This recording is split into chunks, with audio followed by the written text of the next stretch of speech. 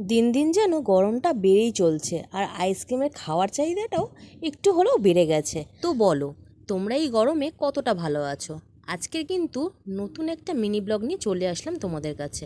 আর এই ছোট ছোট মিনি ব্লগ কিন্তু তোমরা দেখতে খুব ভালোবাসো, আর আমারও খুব বানাতে খুব ভালো লাগে। প্রতিদিনের তুলনায় আছে কিন্তু একটু গরমটা একটু বেশি আছে, যেহেতু রাস্তার সামনে ঘর, একতলা ছাদ, যার কারণে কিন্তু ছাদের হিটটা যেমন ঘরে ঢুকছে, সেরকম রাস্তার কিন্তু হিটটাও ঘরে ঢুকছে। তাই জন্য আমি জানলাটা খুলে রেখে একটা দেখো মোটা করে পর্দা দিয়ে রেখেছি, যাতে রাস্তার যে হিটটা যাতে ঘরে না ঢুকতে পারে।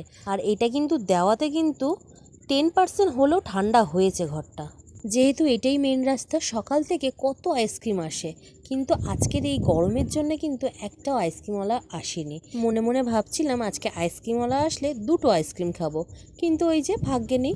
আর যেহেতু একাদশী, মা আজকে খাবে না, তাই আমার বাবার আর আমার বরের জন্যে নিরামিষ করেছি। আমাদের গুরুদেব বলে সারা সপ্তাহে নিরামিষ নাও খেতে পারো, কিন্তু এই একাদশীর দিনে যদি নিরামিষ খেতে পারো ভীষণ ভালো নাকি শরীরের পক্ষে। সকাল গড়িয়ে বিকেল হতে যায়, একটাও আইসক্রিমওয়ালার পাত্তা নেই, আর আসবে না। তাই জন্য কি করলাম, ঘরে একটা জলজিরা ছিল, ফ্রিজ থেকে একটু ঠান্ডা জল বার করে গুলে খেয়ে নিলাম। কি করব, আজকে আমাদের গোপুসোনাদের আর সব ঠাকুরদের আঙুর দেওয়া হয়েছে, তাই কয়েকটা আঙুর নিয়ে খেতে খেতে আমার ব্লগটা আজকে শেষ করলাম।